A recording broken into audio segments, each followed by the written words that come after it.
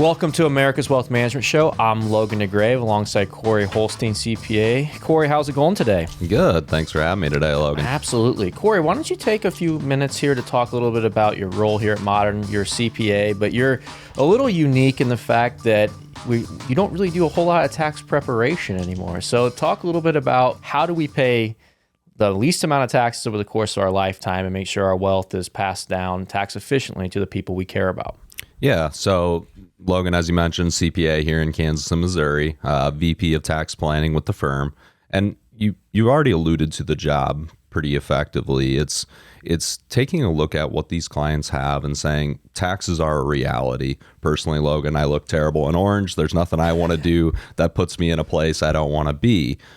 But the government sets the chessboard and it tells us how to play the game if you're willing to spend the time to dig through what we call the tax code. And it's my job to know that tax code very efficiently and say there are various moves that we can make during your lifetime to minimize those taxes. And this is very different than tax preparation. When we think tax preparation, we're telling the IRS what already happened. We're reactive. Which, by the way, they already know what already happened. When we're thinking about tax planning, we're looking forward and we're saying, how do we mitigate taxes over the long run here? Whether the benefit comes to me, my heirs, charitable donations, right? It could be a variety of things that we can utilize to pay less taxes during the course of your lifetime. Yeah, Corey, one thing for me as someone who was an advisor is the thing about tax planning that's so critical, I often say, is how many times in the year does your financial advisor, your CFP sit down in the same room with your CPA? Because tax planning is actually one of the things that it's easy to quantify because you just said, we know what the playbook is. We know, kind of in January and February, what the year may look like to some degree. And it's actually quite easy with financial planning to say, hey, look, by making these moves, yes, we don't know what the markets do. We don't know what tax rates will be in the future, but it's easy for us to say, we do think there's going to be high level tax savings for your family or your heirs or whoever it may be. Yeah, and that's just part of that pairs into the financial plan and seeing where the projections go with the asset levels. Part of it is, hey, we know maybe we want to relocate to a different state. Maybe we want to upgrade the primary home. We know there's certain events, whether they be 2 years, 5 years, 10 years from now, just planning appropriately and making sure we have access to funds appropriately. That alone saves people a lot of money in taxes. So it's good that we have you here to talk about wealth transfer, because one of the biggest things with wealth transfer is how do we take the stuff that we have today, so our savings, how do we maximize it so we pay the least amount of taxes, over, like I said, over the course of our lifetime, and it goes to people we care about. And, for it depends, everyone's going to classify high net worth as differently. For us, depending where you are, we're not going to classify that. But what we do know is that if you consider yourself high net worth, you've done some level of savings. And if you've done some level of savings, if you make money or have money, you're going to have to pay taxes. So that's really what we're going to talk about today. And Corey, I kind of want you to talk a little bit about, most people think that transferring or high net worth is, this wealth transfer to the kids or the grandkids or to maybe charities or wherever they want to go. But the reality is many people, and I would consider these more the ultra high net worth folks, we're talking $30 million plus, don't really need to worry about that. So talk a little bit about that.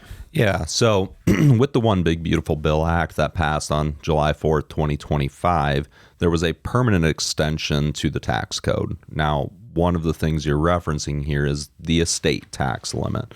So you have an exemption as a single taxpayer of $15 million today that you can transfer to the next generation without any type of inheritance type tax. This is separate from income taxes that we pay annually. Right. Now, as a married couple, take that number times 2, we're dealing with $30 million. This is a pretty select group of people that would be subject to that type of taxation. That's not our focus necessarily today. So, we're going to, we always kind of watch videos and we'll react to it. It's kind of making the ways around the traditional of how do you leave inheritance? Why should you leave inheritance? Isn't it better to leave it now, spend it, or save it? I think that's something we often talk to clients about is what does your money need to do for you, right? And one of those questions is, do you want to leave money behind? And you and I talk all the time. The most precious commodity we all have is time. We talk to clients and we say, hey, look, our goal was not for you to pass $7 or $10 million to your grandkids or kids when, they're 50 and 55 and they've kind of are in their peak earning years, or they're even thinking about retirement. What we often talk about is, do they need help now? Is there a struggle now? So we'll talk a little bit about that. And then, of course, we're going to do our Don't Do That segment where we'll talk about the silo effect. And the silo effect for us is what happens when your CPA, your attorney, your financial advisor, we can say your risk management expert, never talk. We're going to have a little video clip here where it's really kind of the inheritance mindset. So we talk about the technical side of a lot of this. We talk about how to give, how to transfer wealth, the taxes, investments, but there's a huge emotional side of this. And, we see it all the time when we're sitting down with clients of, what do you want to have happen with your money? And oftentimes they're not aligned of, hey, I don't want to leave the kids that much money, or, hey, it's really important to me that we leave the kids $1 million each because that's what my parents did for me, or whatever it may be. So let's watch this clip and then we'll talk about it. When you want to build generational wealth for a child, you have 3 different options of accounts that you can open for them. I'm Haley Sachs, aka Mrs. Dow Jones. I give financial advice because I believe that growing wealth is not hard. It's just never taught. Generational wealth is not that hard to build because it really just requires starting early and letting the money that you're investing for the child compound. Slow and steady wins the race. Don't buy anything crazy. Buy low-cost index funds that track the S&P 500. And historically, these have returned around 8 to 10%. Buy 2 or 3 of those. And if you put, say, $100 a month away into this account, $1,000 in it when they're born, $500 on their birthday. By the time they're 18, you'll have contributed $31,600, which is a lot of money. But say you never contribute another dollar to that account, you just let it compound and grow. By the time that child is 65, it will have grown to over $7 million. So it really just shows you the power of compounding. The first account that you can open for a child to build generational wealth is a custodial brokerage account. And this is like a regular brokerage account, except it's for your child and you are the custodian, so you're in charge. Make sure you make good decisions. The second account that you can open for your child is a custodial Roth IRA, which is an amazing tax advantaged account.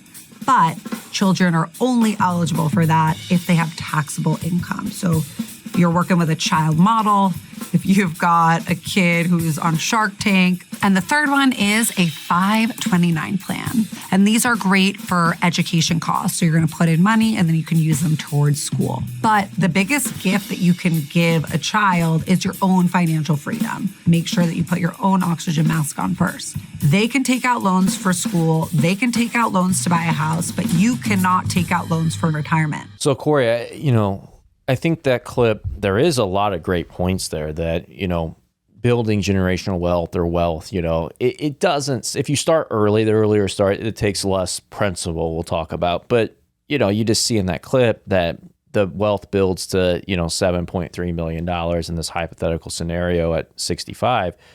Corey, I've sat down with a lot of people over the years. So have you. They don't say, hey, Logan, the most important thing to me is, making sure I have $7 million when I retire. It's, hey, I want to spend time with the kids and the grandkids, and I want to give to these causes. I want to have, financial freedom, these type of things. So, Corey, to me, great on paper, but the idea is financial planning is not a spreadsheet. There's a human element to it. And, I think if you're missing that, it's really impossible to even necessarily, you might have enough money, but are you happy? Are you doing the things you want to do? And do you know if you're on track, right? Yeah. And I think one of the things we talk about often, Logan, runs very parallel to what was just displayed there. But maybe we take a little bit of a different approach and we say, maybe that's a family vacation every year, as opposed to a $1,000 going into their brokerage account, right? There's a lot of value on both sides to capture that human element.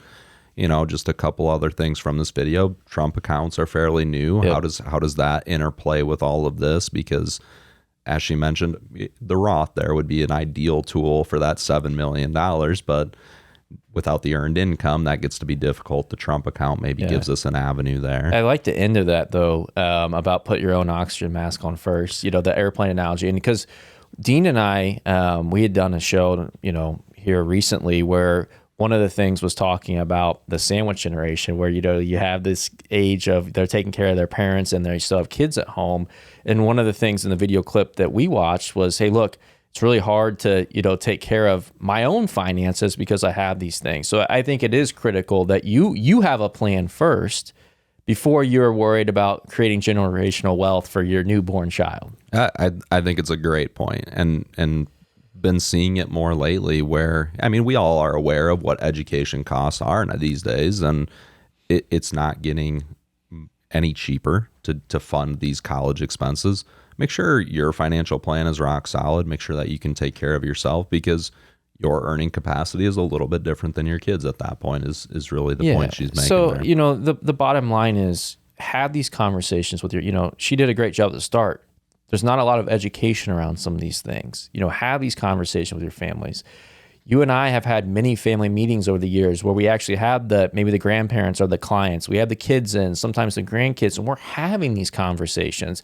And, you don't get to that point overnight with a client. It takes years of trust where they're actually opening up to bring their family into the room with the team that they trust. And I think it's critical. So, but first, let's look at the toolkit. How do you move money to the next generation without the IRS taking a cut? It starts with the rules and the roadmap, which you talked about. So talk a little bit about the first item is the annual gift exclusion, because I think a lot of people have a big misconception, and I've seen it in many meetings with you over the years of, well, how should I write the checks to the kids or the grandkids? Do they have to pay taxes? Could I pay the taxes for them? What is the annual gift exclusion? How do you do it the right way? And who should be looking at something like this? Yeah. So to your point, a lot of misconceptions about this area of the tax code, because the IRS publishes this number every single year for 2026. The number that we can give to any individual is $19,000. Before we have to do something, we have to file an additional tax return. Now, that is, just to be clear, $19,000 per person per beneficiary. So, Logan, if you and your wife want to give each of your daughters $19,000, you can give $38,000 to each of your daughters before filing a gift tax return. Let's say you give $100,000 to each daughter. Well, now we do have a filing requirement. What does that mean for us? This pairs back to that estate exemption. Yeah. Logan, I don't know if you're quite worth $30 million today. No, we don't need to worry about that. So if you gave $100,000 to each daughter, the first 38 is that gifting exemption. That means we've got $62,000 that comes off of your $15 million wealth transfer exemption. So let me take a step back here, because you just laid it out great. And this is one of the things that I think if you're a financial advisor, and when you don't have the CPA element, I think some advisors struggle with getting this across in the way, because it's so critical that I think a lot of people don't give, or they don't do the things they want to do because they are worried about this tax problem or this burden of doing this extra tax return. But in reality, Corey, for this person that has $2 to $10 million, we're not really worried about them running up on the $30 million exemption. Now, who knows where that goes in the future? It's really not a lot of work if you want to give the kids $100,000 each or whatever it may be. Yeah, and you can certainly, nobody wants to file additional tax returns. You could certainly look at where in the calendar year we are. If it's December 28, maybe we give $38,000 on December 28 and we give another $38,000 on January 1. There's ways around this additional filing requirement. It might cost you a couple $100 to get a CPA to do it. That shouldn't be a barrier or a restriction to giving to our children. One thing I've seen over the years working with you and clients has been just how comfortable they are as they build this relationship with you, much like an advisor. And one of the things is it's a moment of relief when you say, hey, look, give the kids what you want to give the kids. I got this for you during tax, or my team has this during tax season for you. And it's like, okay, great. Modern, Corey, the tax team, they know what Logan or the financial advisor and I have spoken about. I don't really need to worry about this tax bill or whatever it may be. And of course, we're not generating a tax bill. So the gifting exclusion is great. And it's great for someone that says, hey, look, I know that I have $5 to $10 million. I don't want to leave that much to the kids. We're happy with the life we're living, or the kids need help, whatever it may be. But, if you are someone that, is in that $15-20 million wealth range, you don't know where exemptions go. I mean, if you have, kids and grandkids, those type of things, we can really move some real amount of money over, a year by year basis to try to lower the estate. Yeah, absolutely. So the example in some of the notes we were looking at ahead of time, if you have 3 children and 5 grandchildren, that's about $300,000 for a married couple that we can shift down to the next generation without ever filing a gift tax return, without ever impacting that exemption. We're talking a significant amount of wealth transfer happening annually. Yeah, and for most folks, that, assuming they have the heirs and those folks, it's really quite feasible without having to really worry about running up on that $30 million today. Absolutely. But it's forward-looking planning. It's working with the financial advisor and the CPA in the same room to say, hey, look, if we just get an average return, over a long period of time, which, markets tend to behave, erratically, short periods, but long periods of times, we feel pretty confident. It's easy to say, well, you're going to have, $15 to $20 million when you pass. Great, let's start doing these things now, going back to the previous point of time, because we don't know how much time we have. And, we often talk about, well, the kids are 30 or 40 now, they're in their family, they're raising their kids, or maybe we want the grandkids to go to private school, or we want pay for the grandkids' college, or whatever it may be. And it's like, make the impact now if you can. But Corey, how do you know if you can do it without a financial plan? Yeah, I mean, that's kind of the precipice for all of this, Logan, is having a solid understanding, having the correct team of people around you. I joke with my team frequently. I've got a nice office here at our Lenexa spot here. I spend very few hours in my office because I'm sitting alongside of you or other advisors and making sure that communication's happening with the advisors, with the clients, with the estate team, all sitting in the same room together. Yeah. One thing before we move on to the next strategy, which we're going to talk about, step up in basis and gifting, they kind of go hand in hand. Because one thing too is, what we're talking about at a high level today is just writing a check. We're going to write a check to daughter 1, daughter 2. One thing that we often talk to clients about that may be in these higher tax rates is, depending on how the kids or grandkids are doing, maybe they're, just out of college, or, maybe they have a little bit of income or very little income, is actually, let's talk about if I bought at $10 a share, okay? And it is I'm making this up, it's $200 a share right now. What could I do potentially to my grandkids that maybe just are starting out working and actually pay 0% capital gains? Because remember, we're talking about how do we transfer wealth to the next generation on today's show. Yeah, so remember, everything that we're talking about today is capital gains, right? Yeah. We're not talking about a transfer from our IRA. We can't really talk about that in a little bit effectively. But if we have capital gain type transaction that you're talking about here, we could actually gift the shares in kind to the grandchildren. They're at a very low tax rate. They aren't working a whole lot yet. Got to be careful about some kiddie tax issues. Yeah. But if we've avoided some of those areas, they can potentially liquidate that stock at a 0% federal capital gain rate. Now we're talking about solving one of the problems we might have in the existing accounts for our clients while shifting that asset down to the next generation very tax efficiently. Yeah, let's think about, and the whole premise of this potentially being that we transfer it, they sell the asset at 0% capital gains, and they have the cash proceeds to pay for whatever, college, cars, homes, whatever we want to do there. Let's talk about step up in basis philosophy. So I'll let you explain it, but let's take the same example. I bought $10 a share. It's worth $200 a share. My wife and I, or whoever we decide, clients decide, hey, look, it's been great to us. We're just going to hold it until forever. And the girls will worry about it one day. That's what we hear a lot of, like, hey, look, I'm not going to be here. Someone else is going to worry about it, which, by the way, that's not the best wealth transfer strategy that we've seen. But what does step up in basis mean in this example? Yeah, so this applies again to our non-qualified, taxable, whatever word you want to use there, type accounts. Also applies to real estate. It applies to a business we might own. So a lot of different assets would qualify for this step up in basis. And to use your example, we bought it for $10 a share. It's now worth $200. We pass away, grandchildren inherit this stock.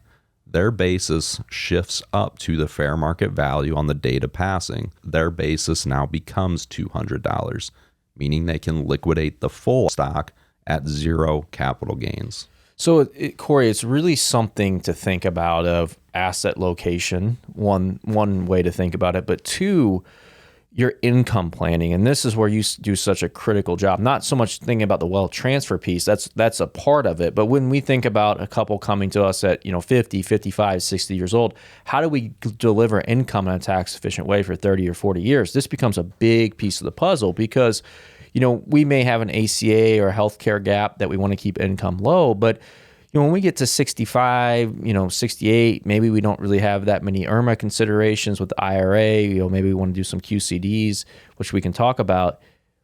I probably don't want to touch this money if I like the stock that I have under current ruling. Yeah, absolutely. I mean, we've had some recent cases of this where the Roth conversion didn't make a ton of sense. It's a fairly high tax rate, charitably inclined. Let's give that money to charity and pay no tax on it. If you're getting all of this appreciation tax free to the next generation. Two big barriers is the dividends, interest, sure, capital gains if we sell are taxable during our lifetime. And the second there is we don't get the 10 years of tax-free growth that we could inside of a Roth IRA.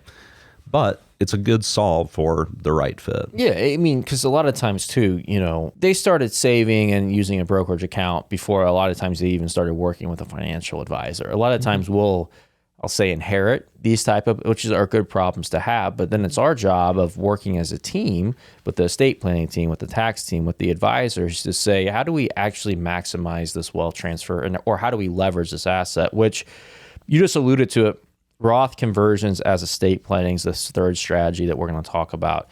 So talk to me a little bit about this because I think that Roth conversions are great for a lot of people. Roth conversions may also not be great for some people. The third piece of this, before I let you kind of talk a little bit about it, is when we transfer an IRA to the next generation, they have 10 years to take out the balance, okay? Corey, one of the things we often talk to clients about, and we get this weird stare sometimes, is, well, how well are your kids or grandkids doing? And if one of your children maybe is a high earner, maybe the other one isn't a high earner, do we think about how we transfer this wealth to them? Or, I'll say the Hulstein family estate pays the least amount of taxes, right? The kids and grandkids keep their, as much wealth as they can. But why do Roth conversions make sense for estate planning, and why don't they make sense for estate planning? Yeah, so I think you were hitting the nail on the head there. Is we have to understand what is the family estate, how are the beneficiaries doing financially, because that is a big driver in this example. Well, the counterpoint there is we have 10 years for the beneficiaries to distribute that IRA money. The IRA beneficiaries may not have the ability to give that money directly to charity like the parents have. So that it becomes understanding the different components there of how the family dynamics are working, those types of considerations. Where might a Roth conversion not make sense? Yeah, maybe we're very charitably inclined. Maybe some of that asset actually is being designated to charity at the end. We don't want to move that money to Roth and now send Roth money to a charity. That's a 30% haircut for that organization or for the family estate. The other thing is we'd want to think through just different, again, family dynamics with all of this. Understanding that, hey, maybe we do shift some of that Roth money to some of the higher income earners of the family, and we kind of discount the IRA portion for some of the lower earning individuals of the family. There's a lot of different ways you can look at that. Perfect example, and now we're not going to get into this today, but we always talk about with estate planning, you could sometimes be tax efficient or you can exercise a lot of control, which we're not going to talk about. But ultimately, a strategy that sometimes makes a lot of sense is, hey, the kids are, in their 50s, they're in their peak earning years. We got these grandkids that we do trust to leave some money outright to, they're just starting out or they're, in their family formation years. And maybe they are in the 12% tax bracket. So it does make some sense. But Corey, everything we just talked about, these are all powerful tools, but that doesn't mean it's the right tool for you. And once again, you cannot talk to a professional, a CPA, financial advisor, unless you really define what it is that you want to have happen in your life. How do you want the wealth to transfer? Because none of this stuff matters if your money's all in an IRA and you say, hey, look, I don't want to give it to the kids. I don't want to give it to the grandkids. I'm going to leave it to these three causes. Well, why would we never do a Roth conversion, Corey? Because the charity's never going to pay tax on the IRA anyway. So one of the things that's critical is you're sitting down with your spouse, if you have a spouse, and making sure everyone's on the same page of how you want money to be passed to the next generation. So why do people not work in a team capacity? And we're going to talk a little bit about that later, but why would someone not do that?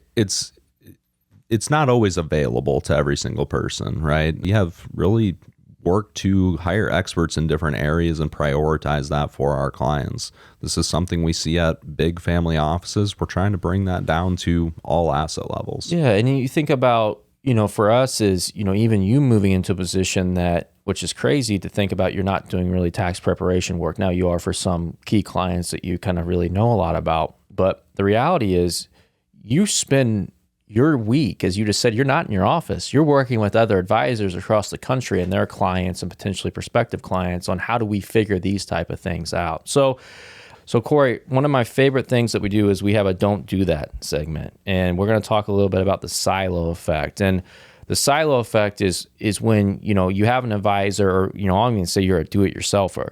So you do everything. You're your tax preparer. You're your tax planner. You went online and your estate plan. You've gone out to whatever company and got term life insurance because you think it's the right thing to do, and then you're making every investment decision and how that can cause problems. So let's talk a little bit about that. So you have a brilliant estate attorney who writes a perfect trust. You have a smart CPA who files your taxes. You have a great financial advisor managing your investments, but they never talk to each other. So I said it a little bit differently at the top. You are these things, but now what we're going into is you actually have taken a step to work with professionals. But what I say here is it often becomes a game of telephone. So it's your job to coordinate with your financial advisor on what tax moves to make, right? So Corey, I often say a great financial advisor's job, and you can use whatever analogy you want. I usually say play quarterback, you can say point guard, you can say whatever, is to coordinate with all these professionals on your behalf. So nothing gets lost in translation. I often talk about like the game of telephone in school, where the message starts and where the message ends isn't always the same thing. So, Corey, what's your take on that? Yeah, I mean, coming from the public accounting world, a tax return does not give me a whole lot of idea of your financial state. Sure, it tells me your annual income, it tells me your tax bill on the current year and whether you're properly withheld, but it doesn't tell me whether that was the first dollar coming out of your IRA this year or the last dollar coming out. And that is really the key from my world, is to say, does this person have a real understanding of your net worth and what you truly have? Well, I mean, let's just think about a simple mistake that we see all the time, and we see it too late, or we catch it, when someone comes to us. But they say, well, look, I had this attorney draft this trust for me, which is great. They went to an attorney, they got the legal work done. But Corey, what's the problem if I don't actually fund that trust? We didn't really accomplish a whole lot within the trust. The assets aren't properly titled. They still end up at the probate. So just because I went and got they're now digital, but I always make the joke of the fancy binders that you probably have and you're laughing because you know where it's at on your bookshelf somewhere. But ultimately, if you don't actually title assets in the name of the trust, you just have an expensive document that really is not going to do a whole lot for you. So, misalignment ultimately is going to what kills the financial plan. And you said this earlier, you talked about this family office approach. But Corey, the person that has $2 to $10 million that we're talking about today, let's just say, it's critical they have this. Now, they might not have access to the family office type dynamic, but it's probably more important that demographic has it than potentially the person that has 20, 30, $40 million. Yeah, I mean, there's certainly issues on both sides of those scenarios. Right? How do we create efficiencies? What are your goals? How do we align those goals and find those efficiencies and make them a realistic option for your plan? To your point, some of these things are painful conversations. Some of these things are emotional decisions more than their sometimes numbers. you can't be short-sighted. I mean, how many times have you and I sat in rooms over the years and we're like, hey, look, we're going to do these 3 tax moves in these next 3 years. You're going to pay more money than what you were earning when you were working in taxation, but here is why. And at the time, it's very hard to do for people, especially if the markets maybe aren't, too promising at the time. We saw this a handful of years ago. But Corey, it's having that long-term vision, because no one has ever really came to us after the fact and said, gosh, really wish we wouldn't have done those tax planning moves. When they have $1 million in a Roth, they're set up, they're living in a great 12% type tax bracket for the future, those type of things. And ultimately, Logan, a lot of those conversations come down to trust, right? We have to earn that trust to make that recommendation. We have to be able to show the value of these different moves, and that's something we're always looking to achieve. Corey, thanks for joining us. Any last words here? No, I appreciate you having me here, Logan. Well, thanks for joining us on America's Wealth Management Show. We'll see you next time.